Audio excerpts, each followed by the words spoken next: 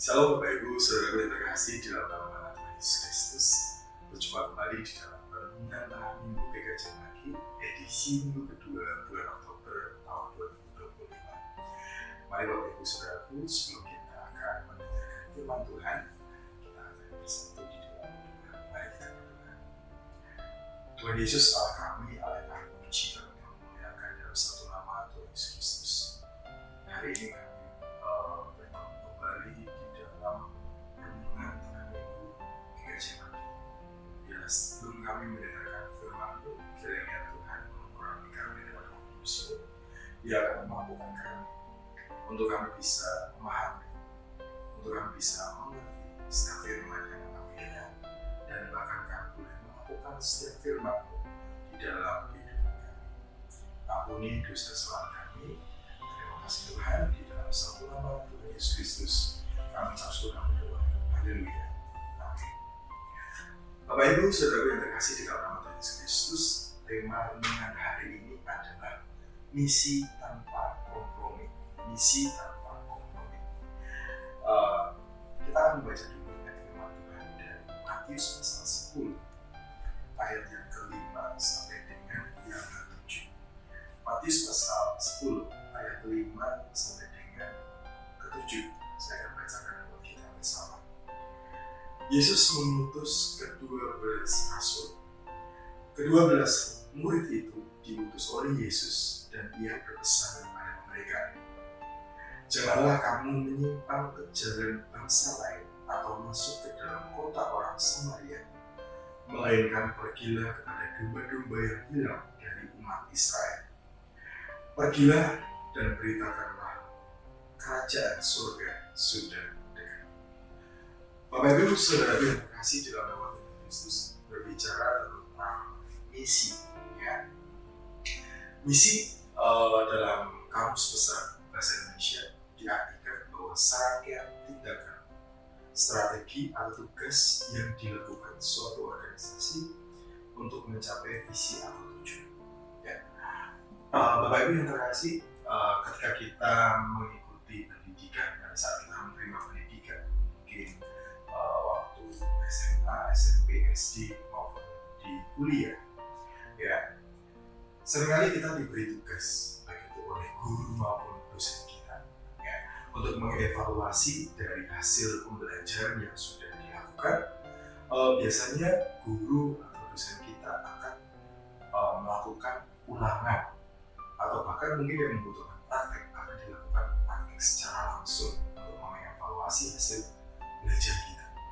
Nah, ketika hasil praktek kita atau hasil evaluasi daripada ulangan kita itu nilainya memuaskan, berarti bisa diartikan bahwa guru kita itu telah berhasil mengajar kita. Nah, demikian juga dengan Yesus yang tercatat di dalam Matius 10 ini tadi. Pada saat Yesus memanggil ke-12 muridnya, kemudian 12 murid ini mengikuti Yesus. Ketika apapun yang dilakukan oleh Yesus, ketika Yesus mengajar, ketika Yesus melakukan mujizat, ketika Yesus menunjukkan kasih kepada semua orang, yaitu menjadi contoh pembelajaran yang diberikan kepada ke-12 muridnya. Nah, setelah 12 murid Yesus ini belajar bersama dengan Yesus sang guru secara langsung selama kurang lebih 3 tahun. Nah, waktu itu Yesus menyuruh murid-muridnya untuk langsung praktek atau terjun praktek langsung ke lapangan. Nah, Yesus mengutus murid-muridnya untuk membawa kabar baik, ya, menyembuhkan orang sakit dan membangkitkan orang mati. Murid-murid juga diminta untuk menyucikan yang najis, bahkan mengusir roh jahat. Ini menarik sekali. Yesus mengutus mereka dengan arah yang jelas dan semangat sederhana. Jadi hidup murid-murid ini adalah sebuah misi. Nah, terus apa maknanya buat kita? Ya, mungkin kita tidak mengalami seperti 12 murid Yesus waktu itu. Ya, maknanya yang pertama adalah diutus dengan tujuan. Kedua murid Yesus ini ketika Tuhan mengutus mereka, tujuannya. Mereka yang diutus sebagai murid Yesus adalah orang-orang yang tidak sembarangan. Yesus sudah memilih murid-murid itu untuk menjadi murid-muridnya. Mereka sudah diberikan ajaran yang berharga.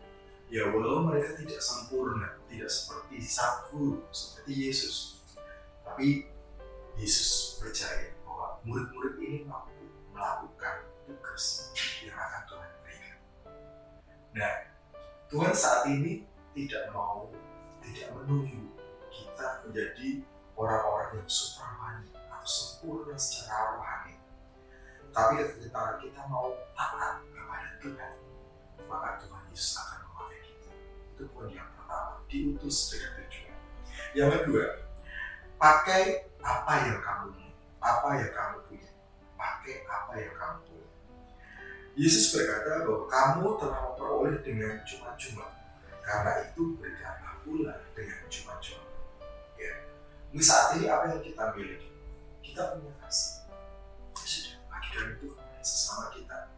Kita punya talenta, mungkin menyanyi, bermain musik, talenta untuk menyampaikan firman Tuhan, atau talenta yang lain. Ya sudah, kita bisa gunakan itu untuk melayani Tuhan. Punya waktu, kita bisa melayani Tuhan dengan banyak hal. Di gereja kita banyak sekali komisi-komisi yang membutuhkan dukungan dari kita untuk kita bisa membantu melayani. Kamu tidak harus punya semuanya. Cukup pakai apa yang sudah Tuhan berikan dalam kehidupan kita untuk kita melayani sesama kita.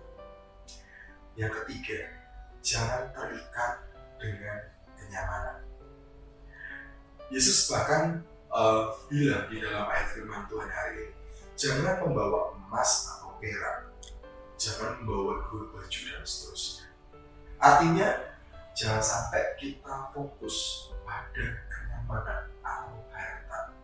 Seringkali dalam kehidupan kita, ketika kita sudah menemukan zona nyaman, ya, karena kita ya sudah lebih enak itu.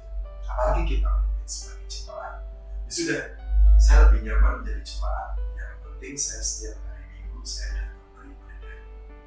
Mungkin kita merasa cukup seperti itu, tapi sebetulnya tidak. Tuhan punya misi yang lain untuk hidup kita. Kita bisa membantu pelayanan di dalam banyak hal dengan apa yang kita miliki tadi, dengan talenta-talenta yang Tuhan sudah berikan kepada kita. Tapi tentu saja kita tidak hanya fokus dan terjebak kepada zona nyaman yang ada. Bahkan mungkin para pelayan-pelayan yang mereka sudah melayani terkadang juga terjebak dengan zona nyaman. Mereka hanya melayani secara monoton. Yang penting, oh ya udah, saya jadwalnya hari Minggu saya tugas pagi, tugas siang dan lain-lain. Tapi tanpa mempersiapkan diri untuk melayani, tanpa mereka mempersiapkan hati untuk mereka melayani. Tidak hanya seperti itu. Tapi Tuhan mau kita keluar dari zona nyaman kita. Untuk kita, hidup kita itu ada tujuan. Ya, sebagaimana yang Tuhan mau menyampaikan kabar baik kepada semua orang. Yang keempat, tidak semua orang akan menerima kita. Ya. Yesus juga mengingatkan ada kota yang akan menolak, rumah yang tidak mau mendengar. Jadi ketika kita bersaksi, ketika kita melayani, mungkin kita membicarakan tentang firman Tuhan, tentang Yesus, kadang ada orang yang menolak, yang tidak mau mendengarkan. Ya, itu memang tantangan buat kita. Tetapi tugas kita bukan untuk membuat orang lain setuju dengan pendapat kita atau tentang firman Tuhan yang kita sampaikan, atau mereka harus menjadi Kristen. Tetapi tugas kita adalah membawa kabar baik, kabar keselamatan, bahwa kerajaan surga sudah dekat. Nah, perkara hasilnya nanti bagaimana, kita serahkan kepada Tuhan.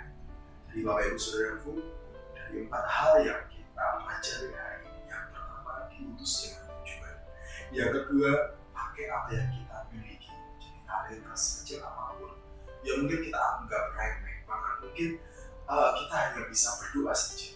Saya rasa berdoa juga bisa kuasa. Kita bisa mendoakan orang-orang yang sakit, orang-orang yang di dalam kelemahan, untuk bangsa kita,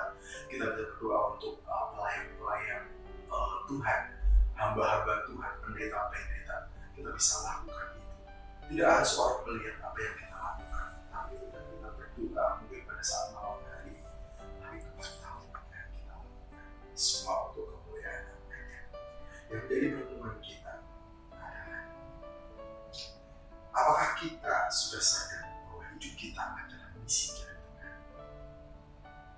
Yang kedua, apakah kita terlalu terikat pada kenyamanan sehingga sampai kita lupa untuk kita melayani?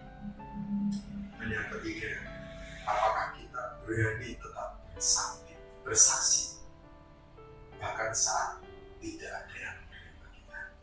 Nah, ini tantangan buat kita ketika hari ini, bahwa hidup kita adalah misi dari Tuhan. Apakah kita mau tidak terikat dengan zona nyaman kita, sehingga kita mau melayani